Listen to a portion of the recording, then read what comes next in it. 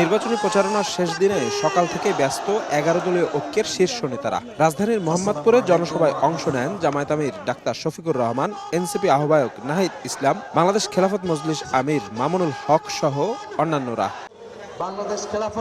বিশেষ অতিথির বক্তব্যে নাহিদ ইসলাম হুঁশিয়ারি দিয়ে বলেন, ভোট নিয়ে ষড়যন্ত্র হলে আগের ইসির মতোই পরিণতি হবে বর্তমানদেরও। ইলেকশন কমিশনকে বলছি, এতদিন যা করেছেন 12ই ফেব্রুয়ারি যদি কোনো ধরনের পক্ষপাতিত্ব করার পরিকল্পনা থাকে, ফ্যাসিস্ট আমলের ইলেকশন কমিশনের যেই পরিণতি হয়েছিল তার থেকেও ভয়াবহ পরিণত হবে এই ইলেকশন কমিশনের। প্রধান অতিথির বক্তব্যে জামায়াত আমির ডাক্তার শফিকুর রহমান অভিযোগ করেন, হেরে যাওয়ার ভয়ে নির্বাচন হাইজ্যাক করার চেষ্টা করছে একটি দল। একটা পক্ষ, একটা মহল নির্বাচনে হেরে যাওয়ার ভয়ে তারা একবারেই হতাশ হয়ে পড়েছে এবং হতাশা থেকে তারা এখন চূড়াই পথে নির্বাচনকে হাইজ্যাক করার চিন্তা করছে।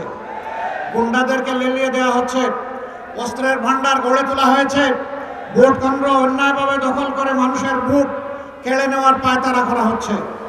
আমরা স্পষ্টভাবে বলে দিচ্ছি, জুলাই যোদ্ধারা ঘুমিয়ে পড়ে নাই। সবচেয়ে সুস্বাদু হালিম রাঁধুনি হালিম, হালিম হোক রাঁধুনি হালিম। সভাপতির বক্তব্যে ঢাকা 13 আসনের প্রার্থী মামুনুল হক বলেন, নির্বাচিত হলে মোহাম্মদপুর থেকে সন্ত্রাস ও চাঁদাবাজি নির্মূল করা হবে।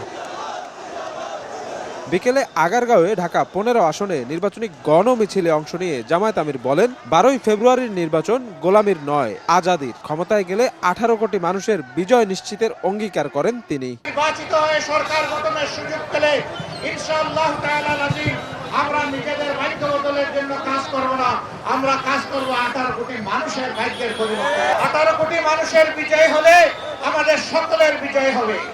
কোন দল, কোন গোষ্ঠী, কোন পরিবারের বিজয় অতীতে বাংলাদেশকে শান্তি দিতে পারে না। আগারগাঁও থেকে শুরু হওয়া গণমিছিলটি বেগম রোকেয়া সরণি হয়ে মিরপুর 14তে গিয়ে শেষ হয়। নির্বাচনী প্রচারণার শেষ দিনে এসে ঢাকা 15 আসনে এই বৃহৎ গণমিছিলে অংশ নেন জামায়াত আমির ডাক্তার শফিকুর রহমান।